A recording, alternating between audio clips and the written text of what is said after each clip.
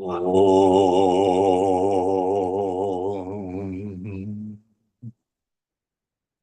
Om. Om.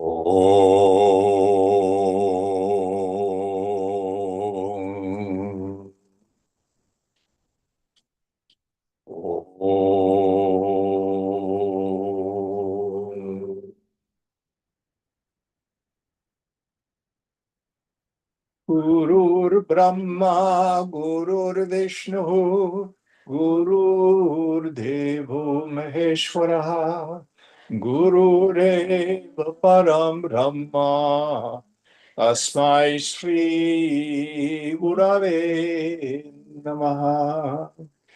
Chinmayam Vyapyat Sarvam, Trailokyam Sacharacharam. Atpadam darshitam yena tasmai Shri Gurave Namaha.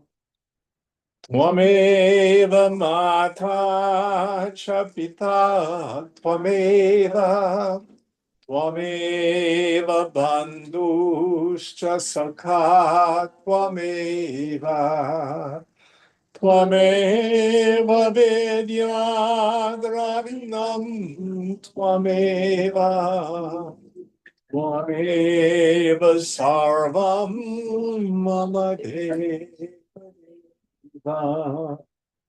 Tvameva sarvam mama deva Om Sahana Vavatu Sahana Bhunaktu Sahaviryam Paravavahai Tejasvinavadhi Tamastu Ma Vidvishavahai Om Shanti Shanti Shanti.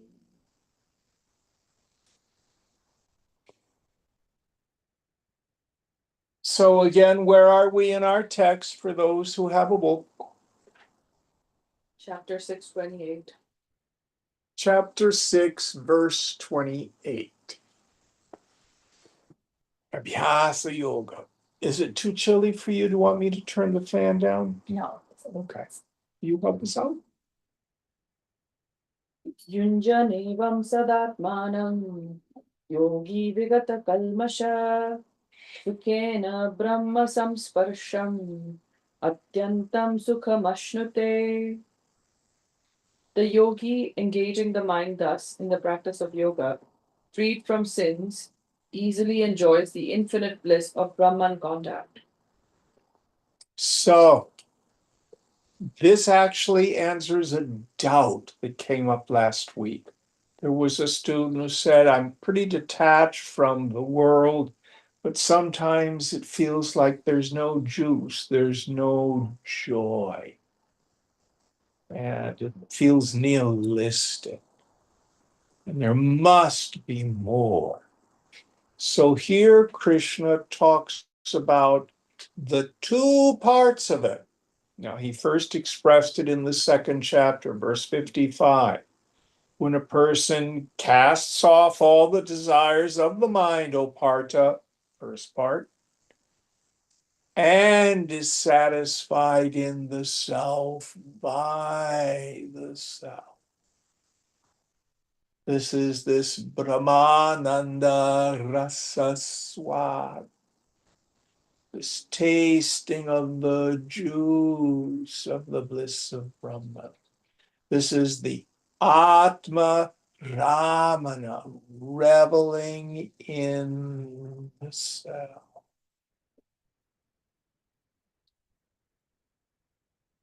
So let's parse the verse. So the first idea.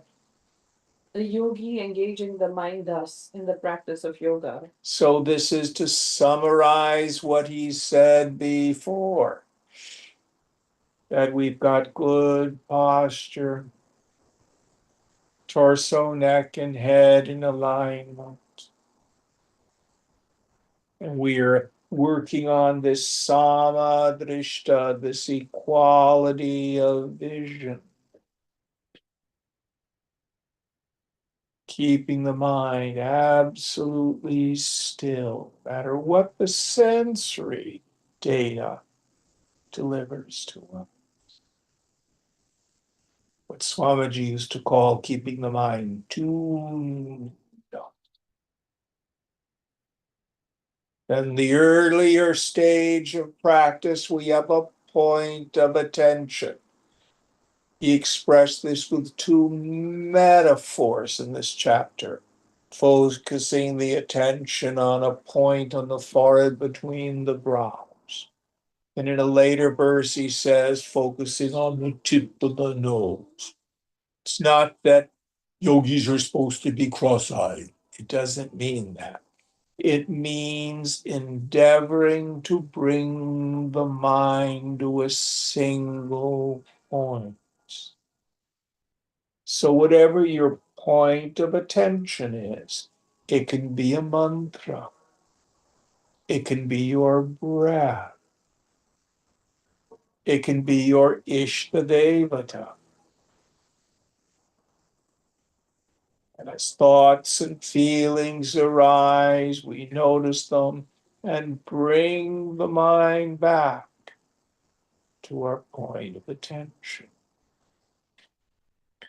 Then he develops the practice after we've attained some chitta shuddhi, some purity of mind. This does not mean goody-goody thoughts as opposed to batty-batty thoughts. It means fewer thoughts.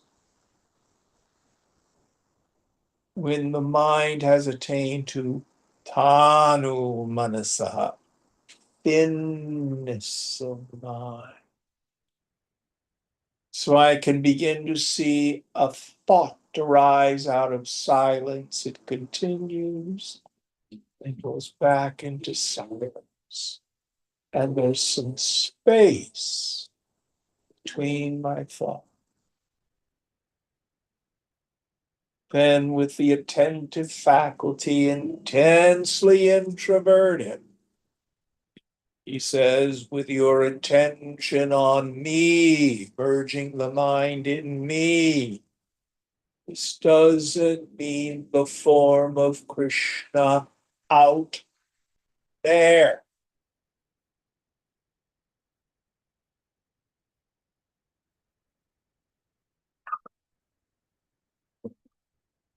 Krishna talks about himself.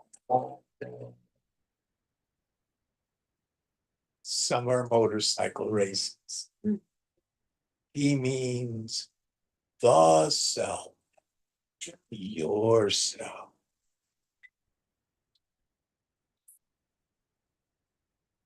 Again, going back to the four Mahavakyas from the Upanishads, from the Vedas. Prajnanam Brahma. Brahman is consciousness. Where is it? I am Atma Brahma. This self is Brahman. Oh, it must be flying around. I'll see if I can grasp the self. No.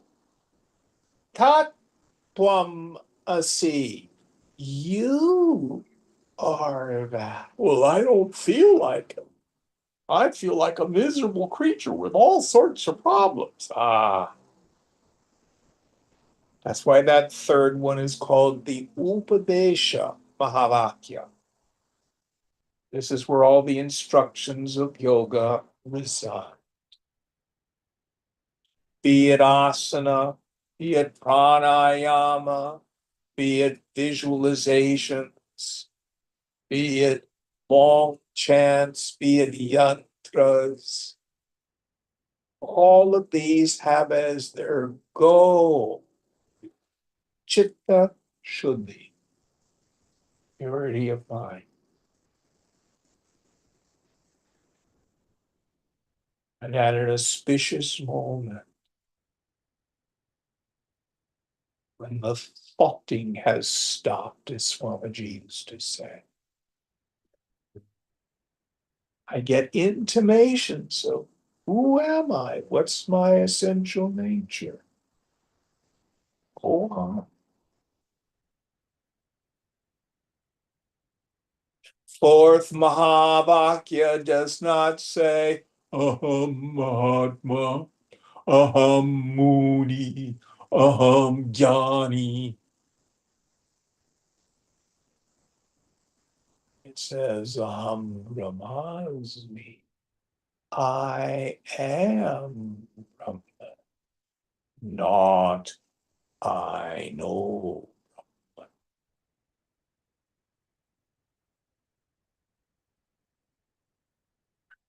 What does that mean? It means I see by direct experience, aparoksha jnanam.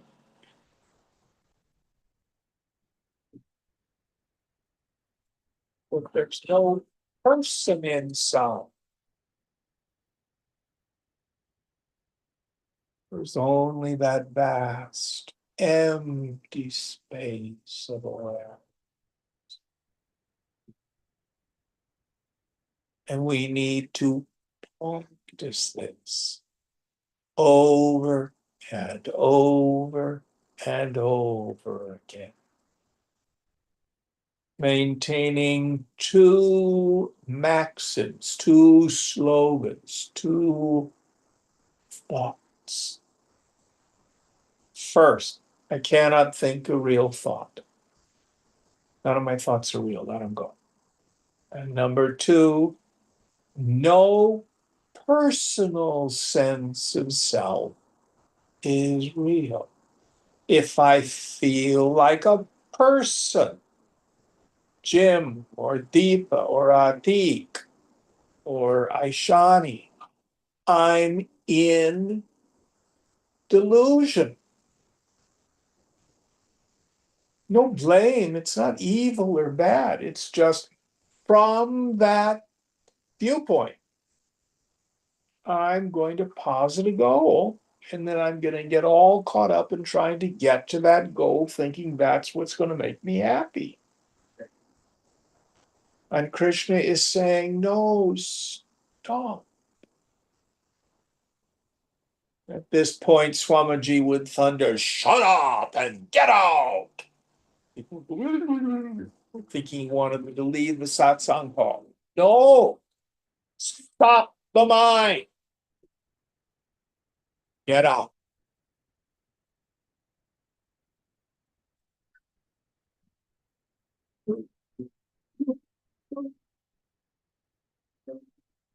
It's such a good metaphor for the mind. That's what my mind sounds like when I don't get what I want. Now it's quiet. I've been doing some meditation. But notice it just all went by. I am always the knower.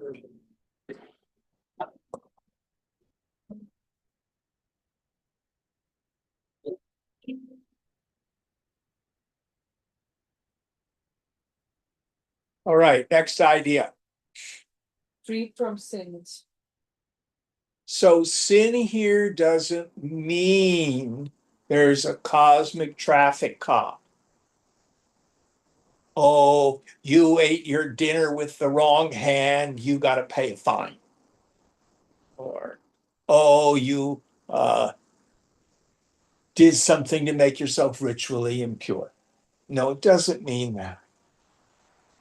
The definition of papa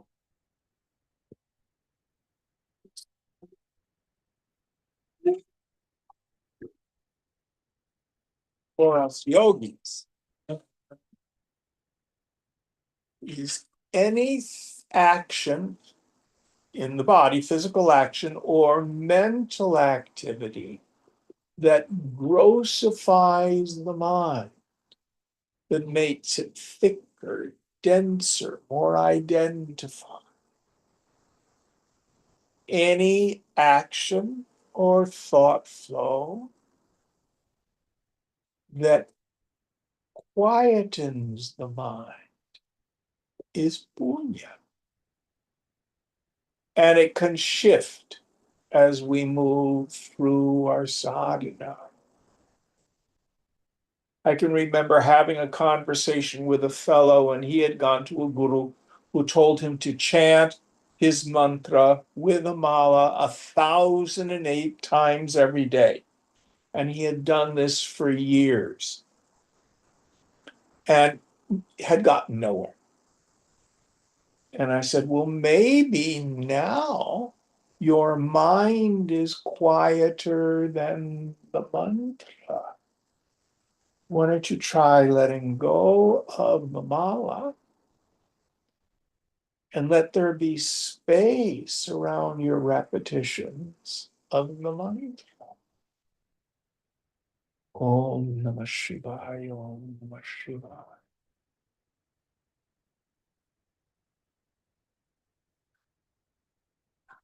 Om Namah Shivaya, Om Namah Shivaya. I didn't make this up, by the way. Who here is studying Mandukya Upanishad? None of you? I did with him. Yeah. How many quarters are there to Om? 4. And what are they? Love, and silence. What was the fourth one? Silence. It's an instruction on how to do a mantra. It's great for chanting Om, but make sure you chant all 4 quarters, or Hare Krishna, or Om Namah Shivaya, or Lalita Sahasranam. Always surround your mantra with Maunam.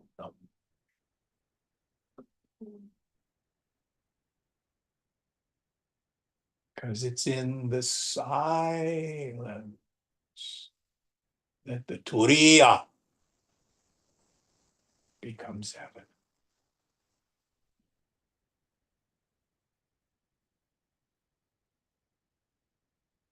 And then when your mind starts up again, no big deal. Go back to chanting your mantra and let it drop. All right, next idea. Easily enjoys the infinite bliss of Brahman contact. Yes. So as the mind itself begins to quieten down, it's like when the ocean is being tossed by storms. The waves themselves are going up and down, and then the storm passes, and the waves are no different than the ocean. They subside.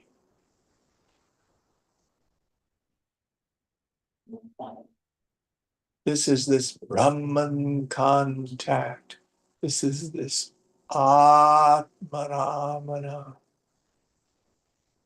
This is the taste of the juice of the bliss of Brahman. Now, in the end, we just had this in the Bhagavad Gita. It says, and renounce the bliss of samadhi. Is this just a mind state? Yes, it is. It's the mind state of no mind. It's the mind state of the mind abiding in the self. But just like we have with the image there of Hanuman embracing Ram, Hanuman's your mind. Where is it satisfied? Where does it find peace? In the embrace of the self. Now, I can prove to you that your self nature is bliss absolute and that you do not need the world. Who here slept well last night? What object caused the bliss of deep sleep?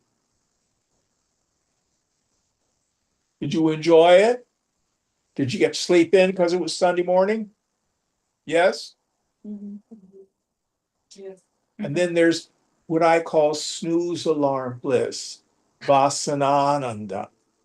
You know, you wake up, but you don't have to get up. You just roll over and you punch your pillow and go, and you're right on the edge of sleep. So there's enough mind there to enjoy it. You know that state? Mhm. And then if you're like the rest of us, oh, I've got to get up and make breakfast. And oh, I have to do the laundry today. And there's that report due at work. And oh, and then I said something unkind to so and I got to clean that up. You know those thoughts? Yes? Yeah. Yeah. And what happens to the bliss? It's like the sun on the morning fog. It just goes. So what does it prove to us? My mind and its thoughting is absolutely necessary for misery. It is not necessary for happiness.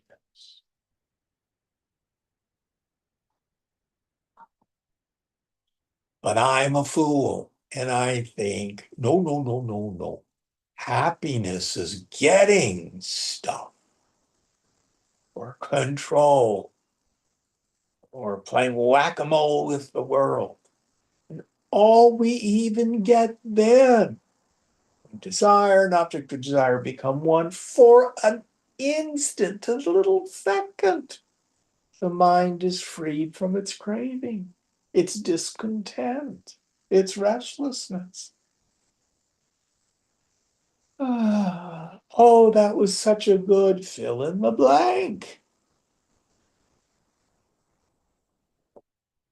The world isn't bad.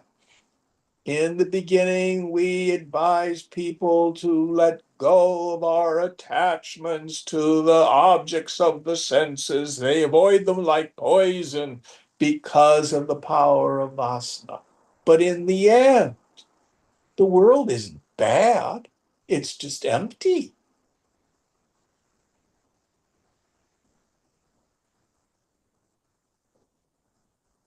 It's like going online and looking at a recipe of a fantastic dish. And for dinner that night, you just put your phone on the plate. Looks pretty, but can you eat it? No. That's all there is to the world.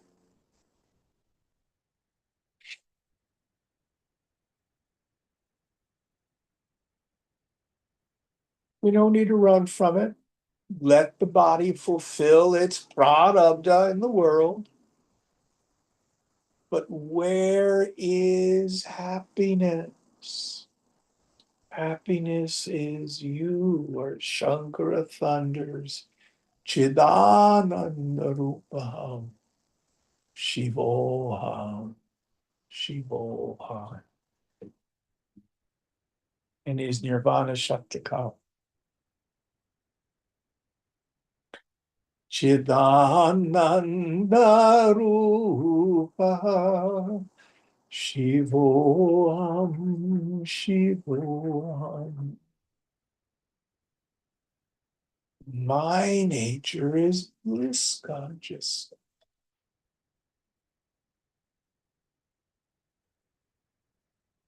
Now, eventually, the yogi develops the capacity to revel in the self whenever she wants.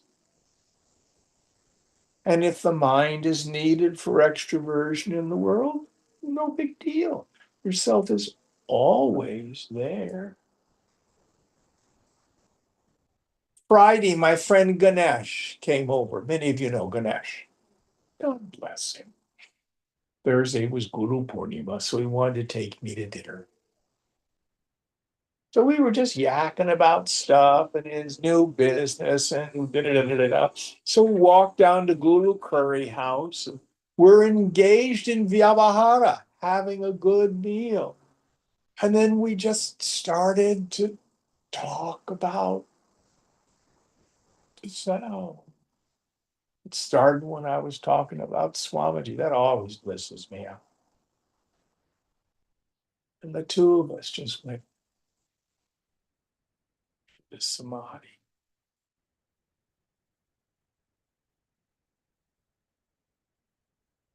You don't need to be in your meditation seat. You can be out to dinner with friends and go there.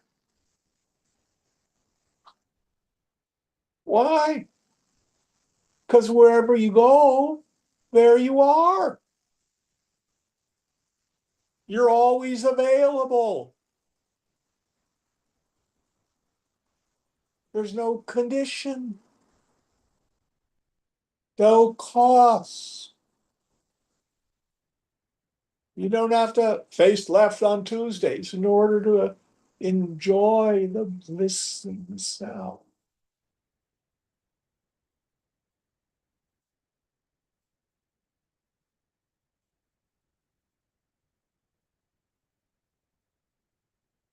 And each person works out for themselves how best to revel.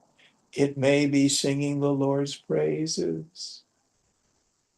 It may be sitting in quiet meditation.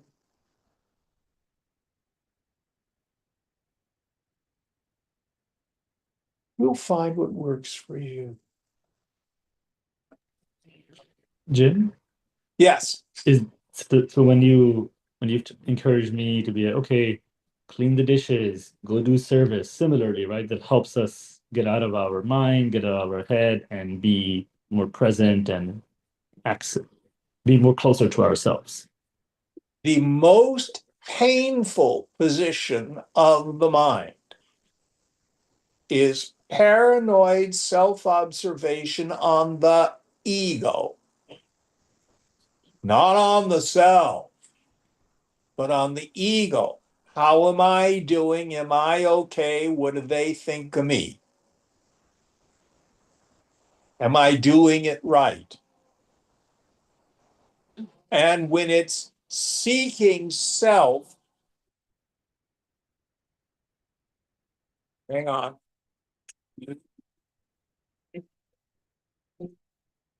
through the opinions of other people. So someone comes up to us and says, "You're a terrible person. You have this problem. I diagnose you with this, yada, yada, yada." Oh, really? That's terrible.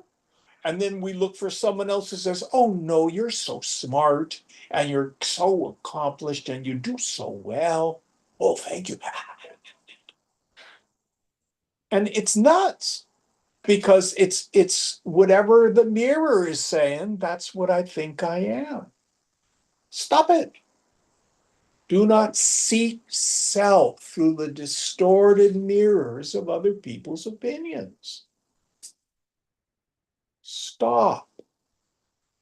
Introvert the attentive faculty and find out what's really there. And what happens is that chit chaya, that shadow self, that phony self, that fake news, it falls. Satchidananda Rupaham, my form is pure existence, pure awareness, and the fountainhead, the wellspring of all joy.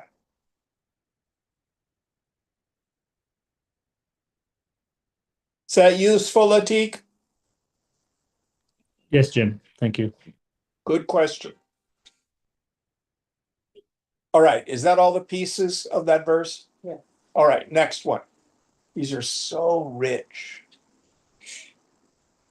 Sarvabhutastamatmanam sarvabhutani chatmani ikshate yoga yuktatma sarvatra samadarshana.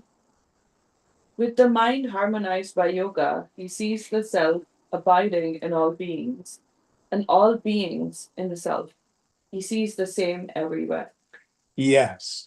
So we need to answer 3 questions in our sadhana. The first question, and the most important, who am I?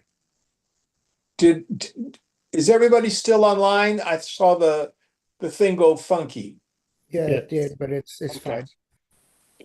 First question, who am I? What's my essential nature? That is done through subject-object discrimination, inquiry into the nature of myself. Some people think that's all they need to do, and it's not. Second question, what is this world? And we have 2 scriptural statements that we have to reconcile. Brahma Satyam, Jagan Mithya. Brahman alone is real. The phenomenal world is illusory. The world of name and form is not real. But Chandogya Upanishad says Sarvam Kovidam Brahma. All this is verily Brahman. Well, make up your mind, Jim. Is it illusion or is it Brahman? Yes. Mm. And that leads us to the third question. Well, how has the world of name and form come about? Sankalpena. Sankalpa is an imagination. Sankalpena, instrumental case, by means of imagination. So this becomes easy to understand if we go to the dream state. You are the God of your dream. At night, your mind becomes mini Ishvara. Or for you ladies, mini Ishwari. So what do you do in the dream? You have mini Maya. You, as it were, forget that you are the waker. And then the one unified, non-dual mind refracts, splinters, fractures. Words fall short, but you immediately get the triputi, the triple factor. Knower, knowing, and known. In the dream, I, Jim, know the sports car, and I like it, and I'm going to go drive the sports car. But the dream body and the dream car and the people I see in my dream, all of it, and the feelings I have. Oh, I love that sports car. All of it are inside my mind. Everything, everybody in the dream is in me, and I am in them, as it were. So, Ishvara, the infinite, Krishna, is dreaming all of this.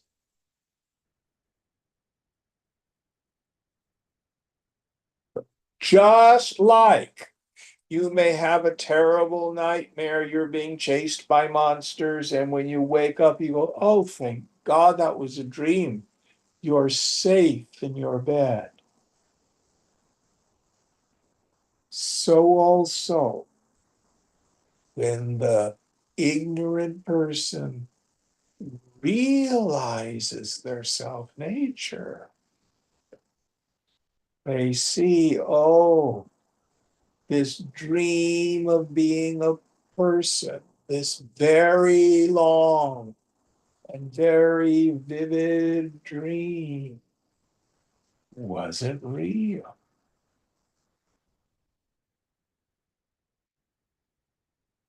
Now, how do we come to this? This, in many ways, is a much more difficult dimension than just self-inquiry. We have to dial down the reactive mind as we're moving through the world. Now, we've all been exposed to the notion of karma. We want to drop the idea of good karma, bad karma. Think of it more like simply a law, like a physical law. If I take a stone and I drop it into a pool of water, the ripples go out to the edge of the pool and then they come back in. That's how karma works. Energy we put out comes back to us. Listen very carefully. We do not get what we want in this world. We actually don't even get what we need by worldly standpoint. We get the inevitable results of the force of our past actions as it interacts with the larger karmic environment. Deepest past actions aren't probably affecting the stock market that much. Mm-hmm. But if you've got a 401k, you see you're karmically participating in the stock market. Making sense? Yeah. Yeah. So, what a yogi understands is all that happens to me is the force of my past maturity. This is good news for a yogi because it immediately shows me where my attachments and my identifications are. There's no accident to it. And once I've started on the path consciously, then it becomes so clear. Let me give you another example of it. So frequently, if someone were around Swamiji and were exhibiting an attachment, oh, Swamiji, are you going to come stay with us? He would mess with their heads. Oh, yes, I'll come stay with you. Well, actually, no, I'm going to go stay over here. Oh, well, okay, I'll stay with you. Oh, no, no, I think I'm going to go stay over there. He just messed with them until they dropped it. Okay, Swamiji, whatever you want.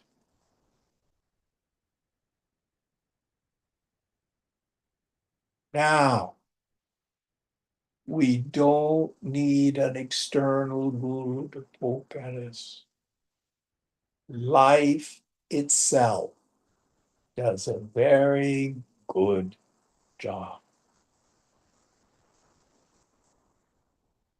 And I have some news for us all. If there's some issue and I am reacting with attachment or aversion or identification, and I don't practice vairagya, let it go, and instead I fight, fly, or freeze, those are the ego's responses. Don't worry, it will come around again, and it will keep coming around. until we drop the attachment and identification. I can prove it to you. Who got upset this week? Tell me this is the first time you got upset for this, something this was the situation unique? No. No? It's happened before? Mhm. Maybe the names and faces changed, but the dynamic was the same. May not have even been different names and faces. Aren't you tired of it? Isn't it boring? Yeah. But ego says, fix the world. Yoga said, get over it, girl. Let it go. All those people are in God's hands. It's not my job to fix them. You can't do other people's yoga. Or the saying I love, you can't teach a pig to sing. Doesn't work and it annoys the pig.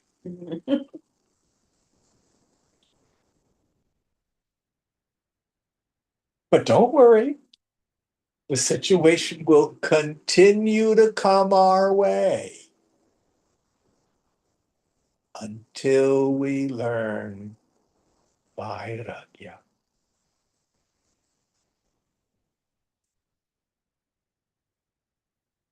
And then once we understand what it is we need to do, let go, let go, let go. Can I ask a question? Please. What does one do with disease?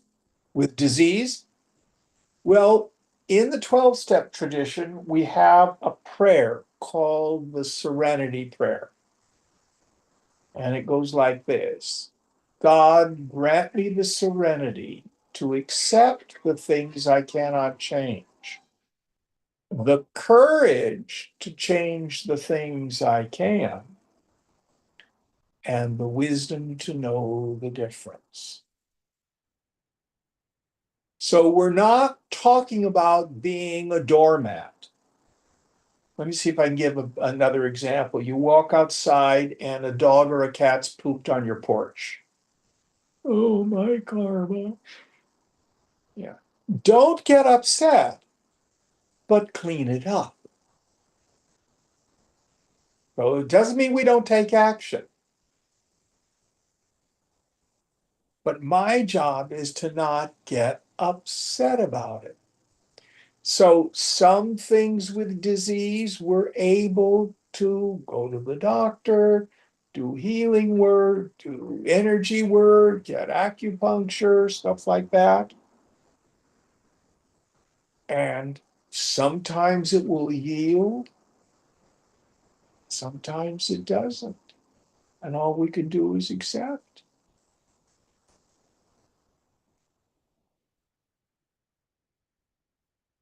Case in point for me, in 25 years ago, I lost most of my sight. And what's interesting, I've never had good eyesight. And I've been doing healing work on my vision basically since about 1968 or 69. And all they've ever done over all those years is get worse. But my friend David, who's a healer, says, Jim, if you hadn't been doing all that work, you may have been totally blind by this point. I don't know. I keep doing the healing work. But I don't get upset about the fact that I can't see. And I look for the gifts. Biggest gift, for example, it's taught me is to ask for help. And I was not very good at that. I'm better now. It teaches me patience. Sometimes I have to just wait till someone can come and help me. If I walk across the street and miss the bus, I have to have the patience and acceptance to wait for the next one, even if it's 28 minutes. So everything can be useful. With disease, the hardest part, in my opinion, is if you have chronic pain. But even that, there are lots of classes now in how to use meditation and not fight and resist and struggle with chronic pain.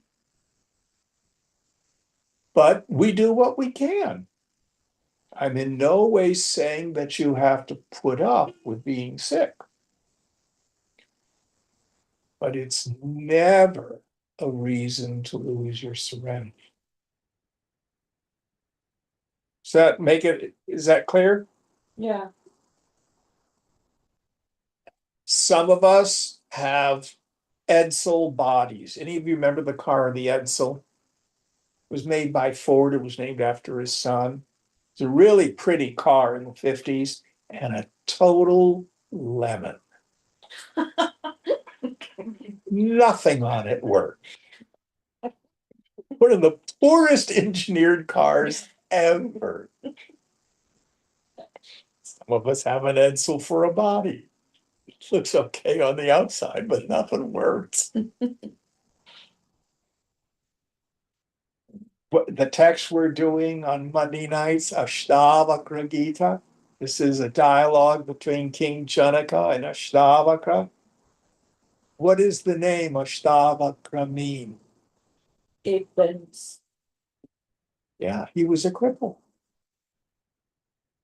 And when you see pictures of him, it usually shows him as a hunchback and with bow legs. He had 8 curves in his body. And yet he was a great saint.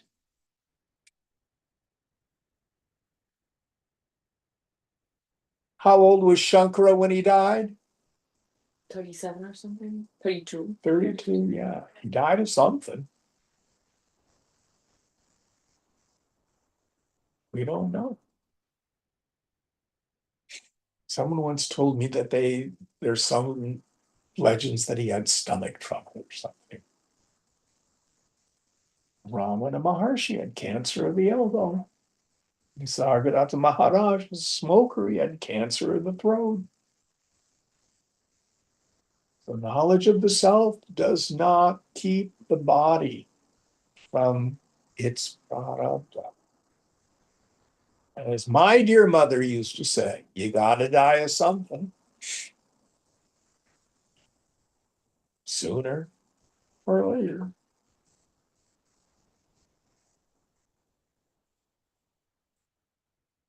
But I know, for example, you've had your challenges with energy and stuff like that. I don't know if it will ever get significantly better. I hope so. Pray that it does. But all you can do is put one foot in front of the other and not go to frustration and anger and the most stupid question. Why me? Anybody ever have that one? I'll tell you why you. The inevitable force of the past actions. Lost in time. And going causation hunting won't solve it. Oh, I'm sick because I lost my sight because I blinded people during the Spanish Inquisition. Okay, it still doesn't fix my eyes. You know, understanding is the booby prize. Is this helpful? Yeah. Right. And the wisdom to know the difference is the razor's edge. How much time, effort do I put in to make a change? Or not to? I was working with a fellow today, and he has pretty severe sleep apnea. And he's no kid, he's in his early 40s. I think he's 41. And he's actually going to have surgery where they're going to split his jaw and expand it. Why? What? Why? Because they think if they expand his airway, he won't have the apnea. That's a really radical solution. But he's pretty desperate because he can't sleep. You know, I'm not smart enough to tell him to do or not do it.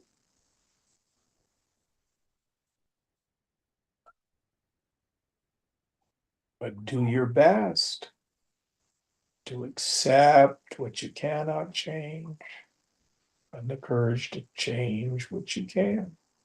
It's a good prayer.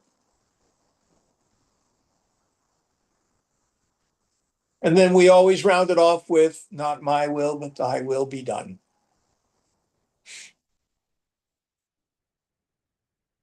All right. Did we finish this verse? I think so. All right, next one.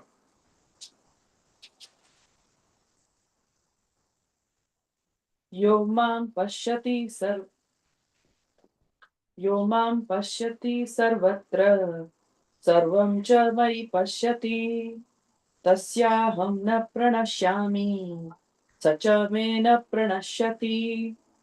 He who sees me everywhere and sees everything in me, he never gets separated from me, nor do I get separated from him.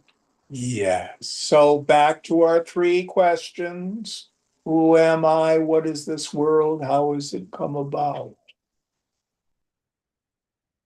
So, first of all, when it comes to yourself, when are you ever not you?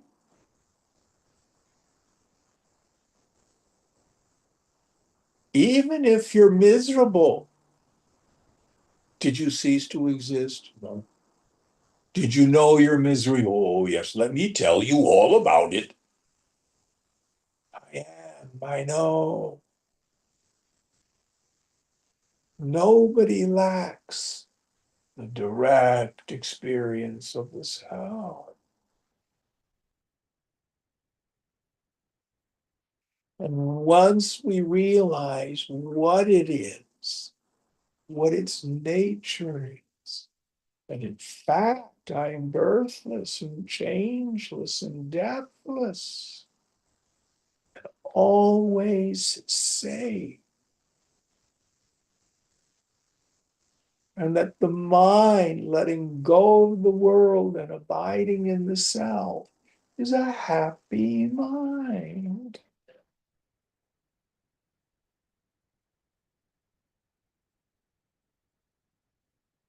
Then Krishna is my very self. And when I begin to see that all this world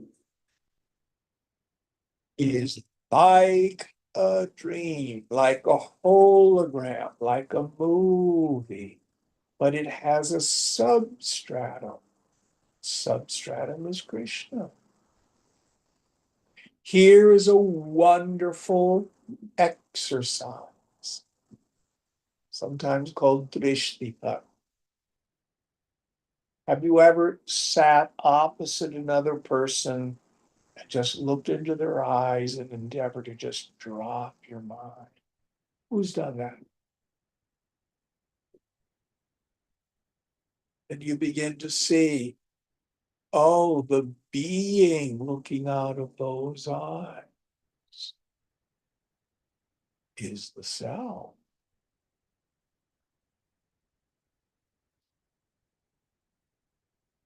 All this body, mind, intellect stuff, it's just a million miles away.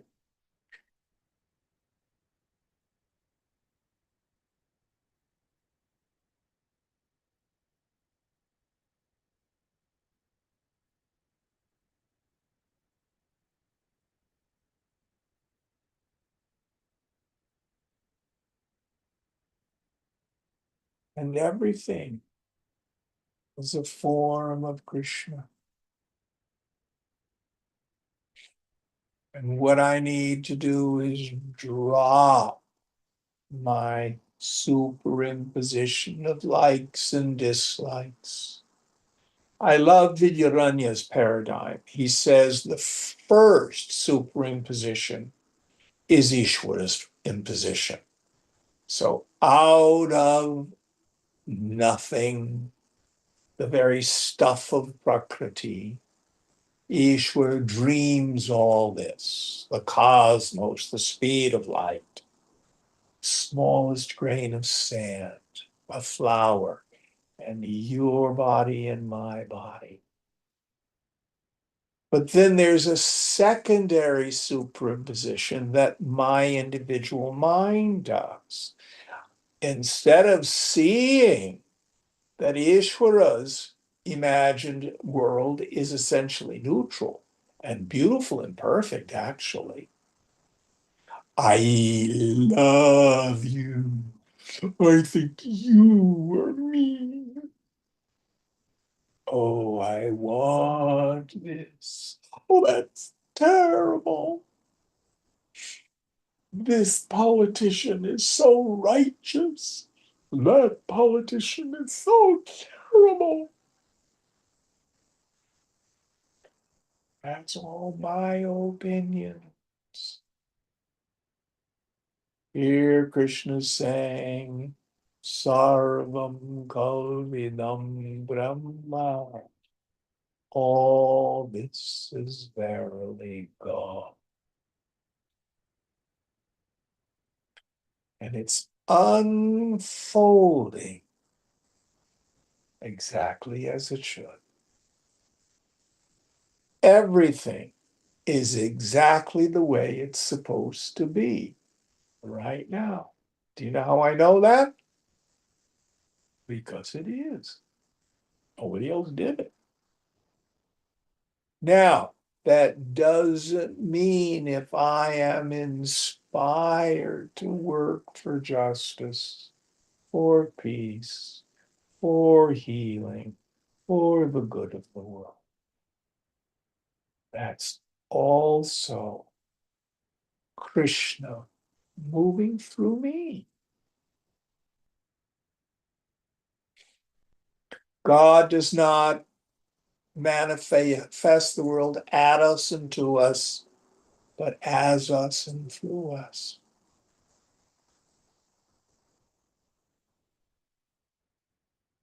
So St. Francis of Assisi, his way of articulating this vision is he saw everything as something he was intimately related to.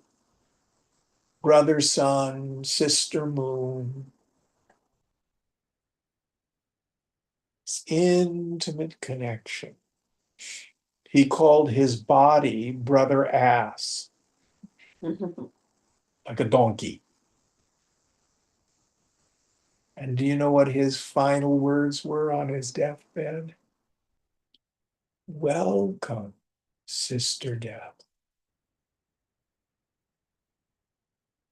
No resistance to enemy.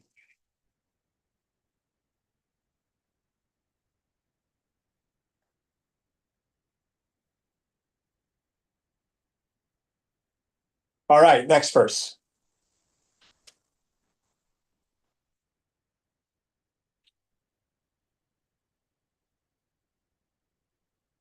सर्वभूतस्थितं यो मां भजत्येकत्वमास्थितः सर्वथा वर्तमानोऽपि स योगी मयि वर्तते. He who, being established in unity, worships me, dwelling in all beings, that yogi abides in me, whatever be his mode of living. So, how do we worship Krishna?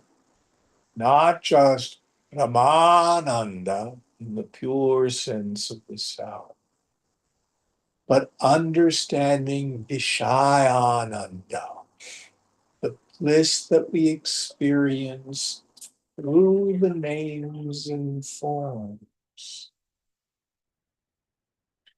So the fool, I'm going to use the AirPods, thinks, oh, the AirPods, that's where happiness is.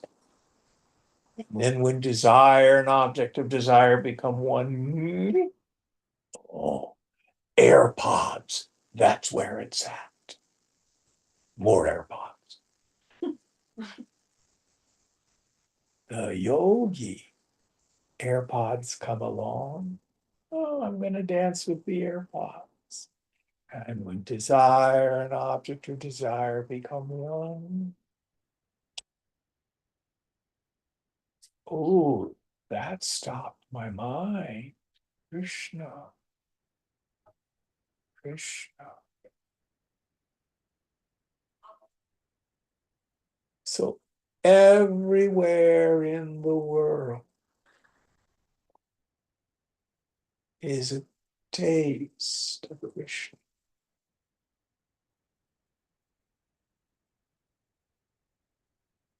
And if I let go of judgments and just have the direct intensity of the world, the smallest things can reveal incredible bliss.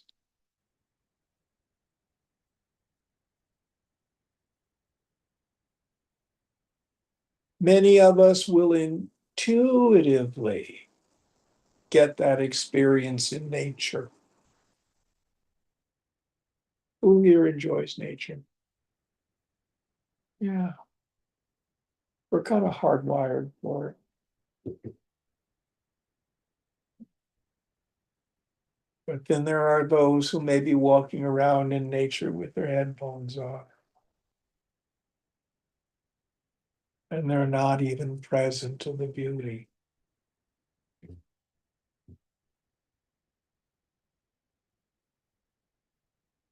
The one I like to remark on, you're walking around the lake, and halfway around, you've realized you've been having conversations with people who aren't even walking around the lake with you. You're not even present to your walk. You're all caught up in imagination. So part of this ability to see the self in and through the world, to worship the bliss of the self in and through the world, is to drop the judgments, to see what's there. A single pointed mind is as good as no mind. And the smallest things then begin to reveal great bliss, great enjoyment. In Swami Tapovanam's book, Wandering in the Himalayas, over and over again, he talks about, just stopping and looking at the beautiful foliage, or even just a bug on the ground, and being totally lost in the beauty of nature.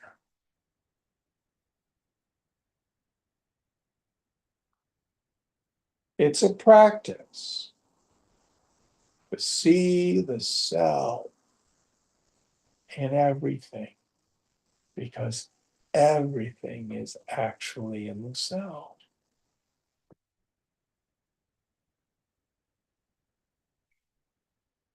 I invite you to try it. Stay tuned up, have this samadrishta, this equality of vision.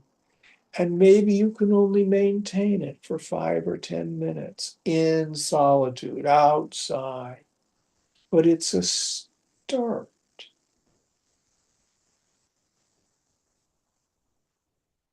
All right, one more.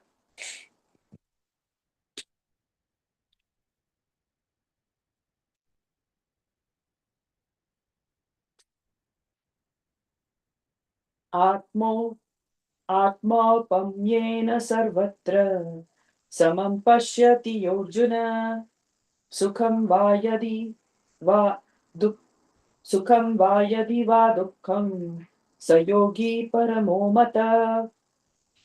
He who, through the lightness or the sameness of the self, O Arjuna, sees equality everywhere, be it pleasure or pain, he is regarded as the highest yogi. Yeah.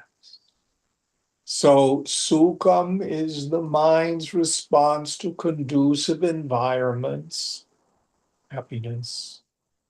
Dukkam, suffering, is the mind's or pain response to non-conducive environments.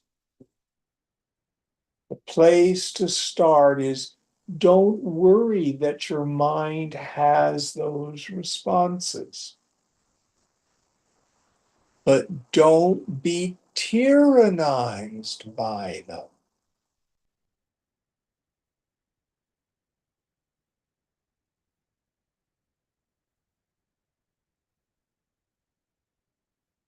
Have you ever noticed that a dog doesn't judge what it smells? A dog's nose is hundreds of times more sensitive than a person's. But we've been taught that's yucky. You know, oh, that's so fragrant. Dogs don't have that. They'll go up and smell anything with curiosity. They might even eat it if it's cat poop. Mm.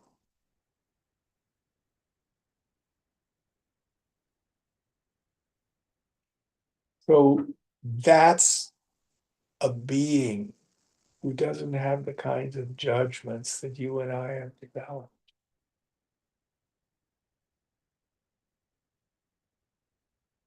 So it can be something as simple as I'm on the bus and there's someone sitting near me who smells. So one reaction is to get up and move to the other side of the bus. But as a yogi, it's just a smell. It ain't gonna kill me.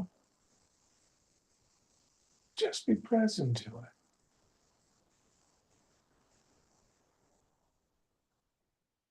I was talking to the fellow this morning. He was on the freeway and someone threw something out of the car that hit his car. And he was so enraged, he followed them across the bridge. Finally, the guy pulls over, and my friend gets out of his car and walks. Oh, what the hell? Of course, my feeling is that's a good way to get shot. But why would we let traffic or someone who's got bad driving manners rob us of our serenity? Who here has had road rage? It's the stupidest thing in the world.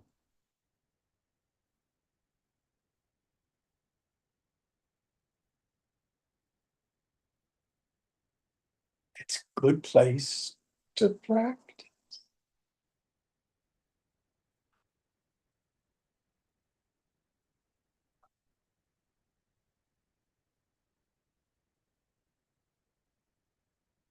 Or maybe you have a family member or a friend who is always trying to take charge and control things. Any of you have relatives or friends who do that?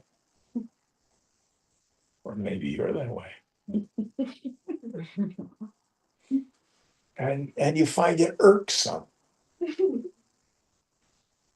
Can you just be present to your irk? Don't run from it. Just notice what it is. All it is your mind interpreting it as a non-conducive environment.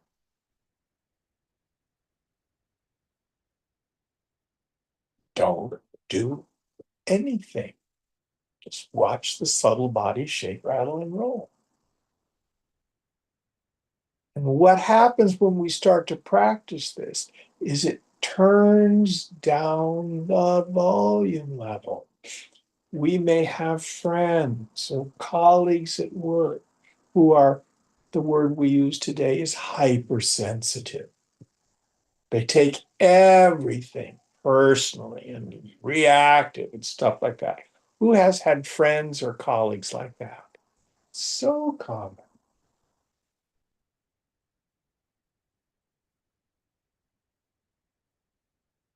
Dial it down.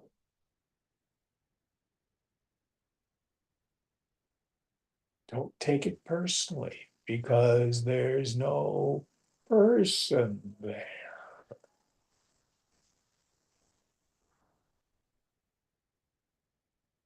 Nobody has the power to make me feel anything. Burn that into your psyche. I choose to get upset. I choose to react.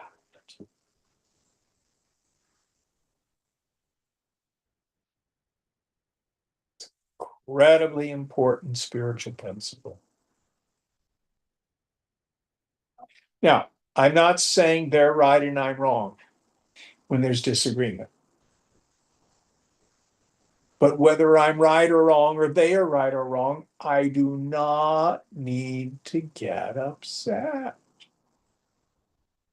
Let it go. And then be solution oriented.